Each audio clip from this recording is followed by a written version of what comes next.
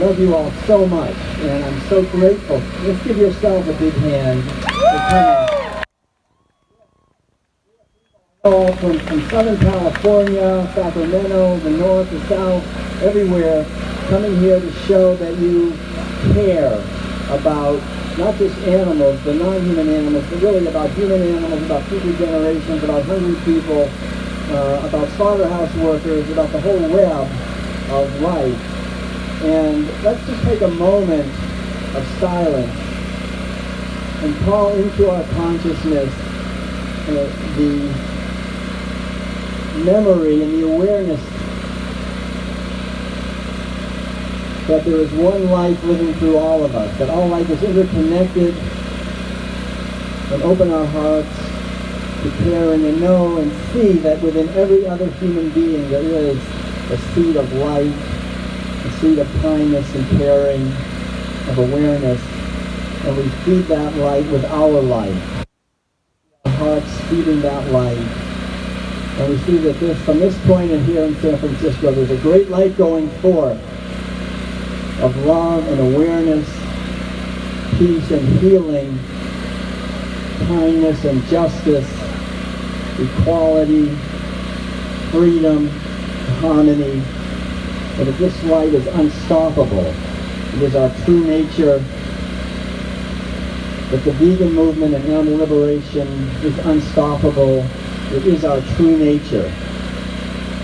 We're fulfilling our purpose on this earth for this lifetime, working creatively to manifest the wisdom and joy and understanding, to transform our society, to reflect the truth of the interconnectedness of all life, that we may live our lives here as we are intended, to live our lives here celebrating on this beautiful and abundant earth that can easily feed all of us when we wake up from the delusion that's been injected into us by our society that we're superior and we must eat animals, other animals for food.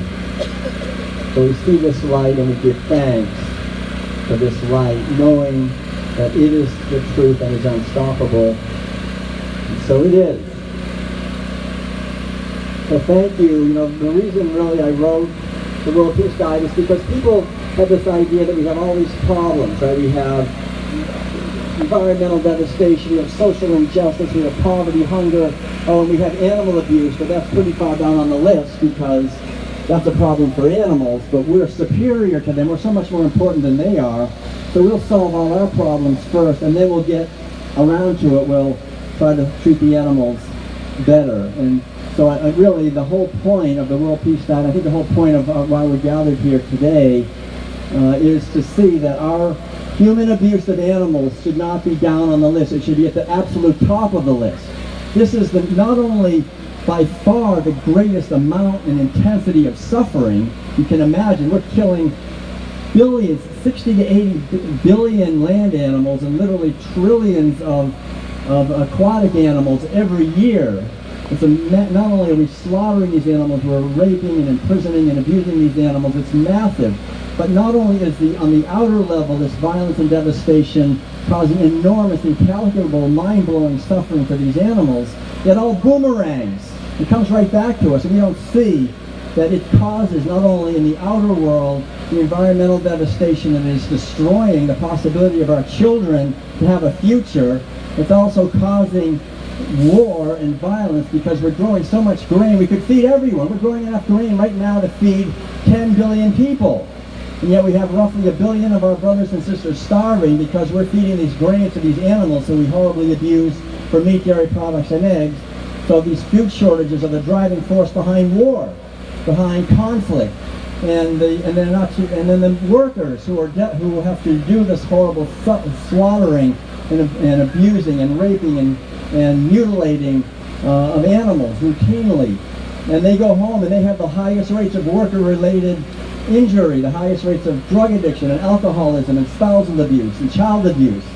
So it's waves of trauma that radiate into our environment, into ecosystems, soil erosion, water pollution, wildlife being destroyed, the loss of habitat, the loss of genetic diversity, the loss of global integrity, climate destabilization, hunger, which drives poverty, war.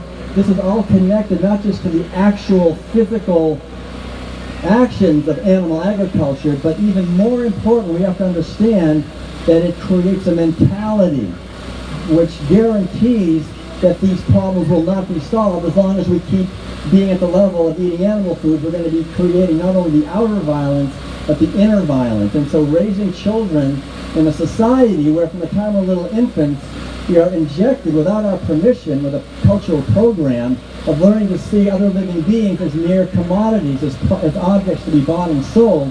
That's a wound. That's the most serious wound that we're all inflicted with. So this is a movement about healing that wound that we all endured.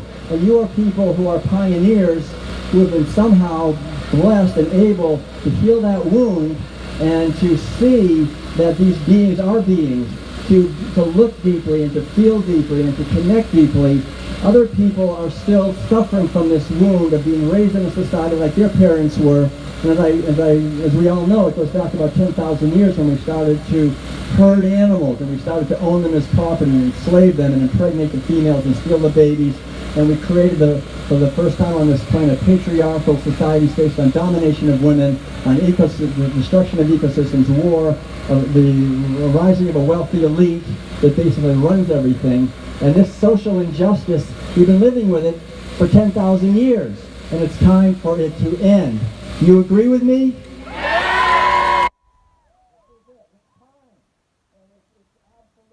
Time now. As Wayne said, as everyone has said here so beautifully, this is the most urgent issue on every level, because what we're talking about is not only environmental devastation and cultural devastation, and not to mention the devastation to our physical health and diabetes and osteoporosis and liver disease and cancer and heart disease, and the massive, the two biggest by far huge expenditures in our economy are war and pharmaceutical and medical drugs, right? We're just polluting and destroying. That all ends up in the environment. The violence of this system works very well to enrich a tiny wealthy elite, but for all of us, it's absolute exploitation. We're exploiting the animals. Anyone who's eating animals is also being exploited. Their bodies are being exploited. Their minds have been colonized. Their minds are being exploited. We're basically brainwashed and hypnotized to follow a system of violence and abuse and devastation. And the beauty is that we are awakening. And this is the awakening of the sacred feminine dimension of caring within our hearts, within every man and woman, human beings, so that we can actually look out of eyes that and put into us, that we're no longer exploiting other living beings because we see that we're connected. And I think this is the key to understand that there's psychological abuse when we abuse animals and we eat that and we feed that to unsuspecting innocent children who have to eat dairy products and eggs and so forth and live in communities of competition and violence, and where violence is celebrated and war is agreed upon. How can we tolerate living in a society where most of the money that we generate we're spending on war while the infrastructure is crumbling and while people are going hungry? We could be using our resources when we awaken to the interconnectedness of everything and of animals to live our lives with kindness for animals but for each other. And so I want to just encourage all of us to realize that at every level, at the spiritual level and the ethical level, this is about questioning the official stories in our society. And as Miyoko so beautifully said, we have an alternative. We can feed everyone on plant-based ways of eating and living, and we can transform the institutions. It has to start at the grassroots. Madeline, my wonderful spouse from Switzerland, and I have been so fortunate to be able to travel all over this world. And when we go to places like China and Korea and South Africa and even in the Middle East and Europe and Eastern Europe, South America, we see that there are, everywhere we go, there are animal rights groups, there's vegan meetup groups, there are vegan restaurants, there are people who are banding together by the thousands and by even in some cases Like in China, there's literally millions. Like I was giving a lecture and they said, well, this is live streaming. I said, great, how many people are watching? They said, oh, about 1.5 million people. You know, I mean, this movement is it's worldwide and it's much bigger than the mass media lets us know. So it's really important, like Wayne said, to come back every year, to make an effort to understand the consequences of our actions and to find creative ways to work together at the grassroots level like this. Think globally and act locally, and remember that humans and animals,